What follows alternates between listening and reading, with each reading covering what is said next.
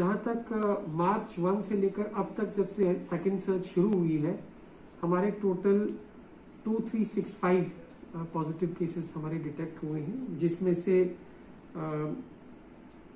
896 इस वक्त एक्टिव हैं और 1444 जो है वो रिकवर कर गए हैं। 25 डेथ्स भी हमारे डिस्ट्रिक्ट में हुई हैं।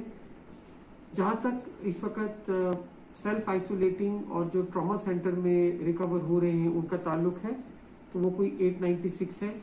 हमारा जो केस लोड है in the month of May वो काफी बड़ा है और लॉकडाउन कोरोना कर्फ्यू की इम्पोजिशन के बाद भी बीच में कभी कभी हमारे केसेस जो होते हैं वो एबनॉर्मली राइज करते हैं।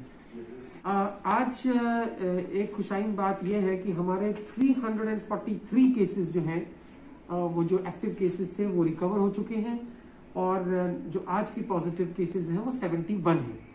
कल हमारे 128 केसेस आए थे और उससे एक दिन पहले 201 जो अभी तक के हाईएस्ट केसेस थे वो आए थे, लेकिन that can be attributed more because of the RAT positivity in travellers and construction workers.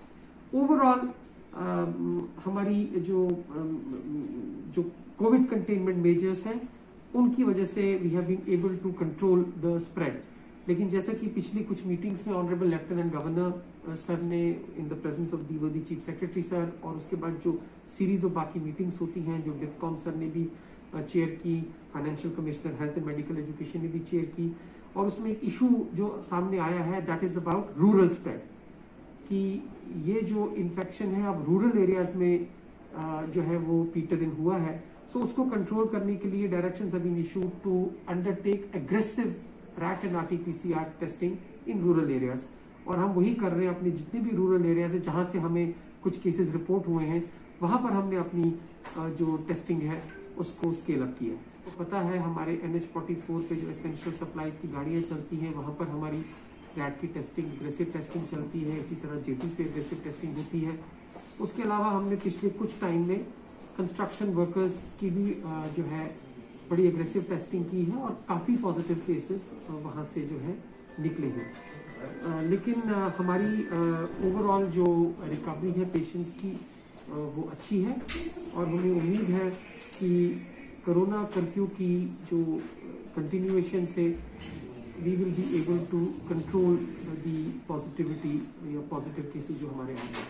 अब तक हमारे डिस्ट्रिक्ट में हमने 8 कंटेनमेंट जोन्स बनाए हैं और इन 8 कंटेनमेंट जोन्स में जो टोटल पॉपुलेशन जिनकी 100% सैम्पलिंग होती है वो 2345 है, जिसमें से हमने तकरीबन 2035 लोगों को उनकी सैम्पलिंग, उनकी टेस्टिंग कर दी है और 100 पॉजिटिव केसेस यहाँ से निकले हैं।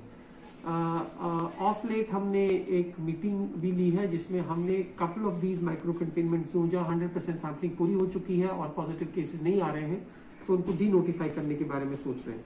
हमारे टोटल जो ऑक्सीजन के जो सिलेंडर्स हैं राइट अक्रॉस द डिस्ट्रिक्ट वो 702 है और इस वक्त जो मेरे पास फिगर है उसमें 226 जो D टाइप जैसे जंबो टाइप सिलेंडर्स कहते हैं वो फिल्ड है और 50 अनफिल्ड है। जो B टाइप है उसमें 335 सिलेंडर्स हैं जिसमें 10 अनफिल्ड है। जो ही हमारी अनफिल्ड ऑक्सीजन सिलेंडर्स की क्वांटिटी बढ़ती है तो we immediately take it with the coordination cell जो हमारा है उसके साथ टेकअप करके हम अपने इन गैस सिलेंडर्स को रिफिल कराते हैं। टचवुड अभी तक हमें कोई ऑक्सीजन रिलेटेड इमरजेंसी का सामना नहीं करना पड़ा है।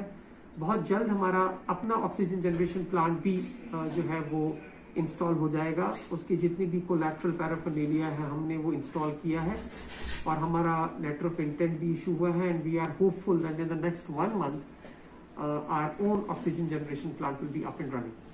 जैसे कि आपको पता है कि दी ऑनरेबल लेफ्टिनेंट गवर्नर ने और गवर्नमेंट ने इंस्ट्रक्शंस इशू की कि हर पंचायत में 5 बेडेड कोविड केयर सेंटर या कोविड वार्ड एस्टैब्लिश करना है। इसके लिए पिछले 1-2 दिन में हमने सीरीज ऑफ मीटिंग्स की हैं। कल दी ऑनरेबल लेफ्टिनेंट गवर्नर ने अपनी मीटिंग में डायरेक्शंस इशू की हैं कि these have to be immediately put in place. तो we are collecting information from the chief medical officer.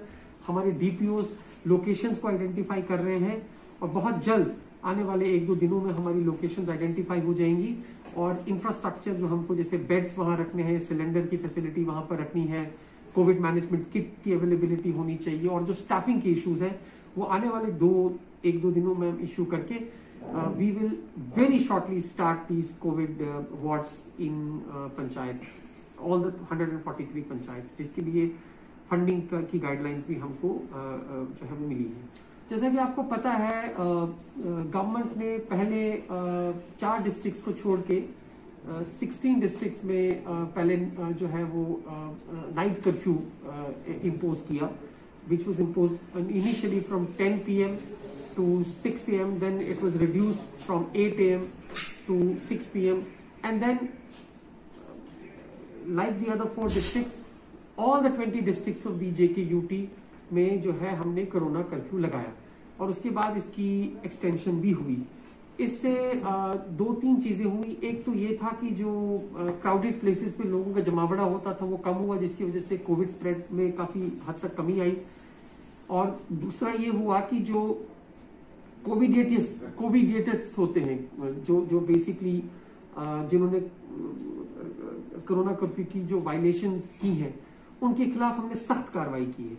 Like in the last 1.5 months, District Ramban has collected a cumulative fine of 8,68,000।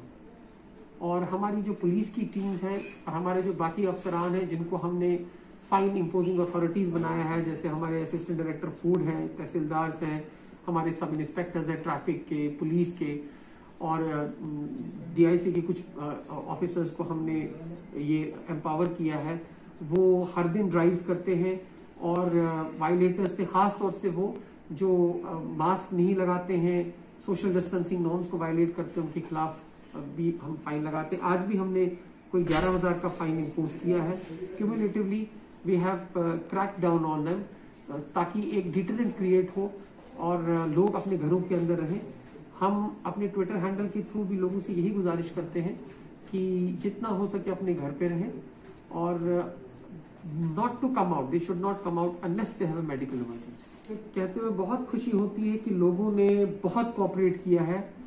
जितना एहसास administration को है कि इस virus की chain को, transmission chain को तोड़ना है, उतना ही एहसास लोगों को भी है। दे ऑल्सो रियलाइज कि threat from the covid infection, तो उनकी कोऑपरेशन से we have been able to impose strictly the corona curfew. हम, जैसे कि आपने भी देखा होगा, अपने ट्विटर हैंडल पर रेगुलरली पिक्चर्स पोस्ट करते हैं अपने जितनी भी मेन टाउन्स की हैं, चाहे वो बस स्टैंड्स की हैं, मार्केट प्लेसेस की हैं, और उनको जो है हमने टोटली जो है उनको सील किया हुआ है, और लोगों की मूवमेंट पे हमने टोटल रोक लगाई है।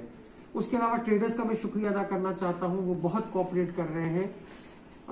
उनकी इंटरेस्ट को भी मद्देनजर रख के हमने एक मॉर्निंग में, जैसा कि बाकी डिस्ट्रिक्ट्स में भी आपने देखा होगा, एक विंडो प्रोवाइड की है जिसमें वो लोगों को एसेंशियल सप्लाईज की स्टॉकिंग में मदद दें।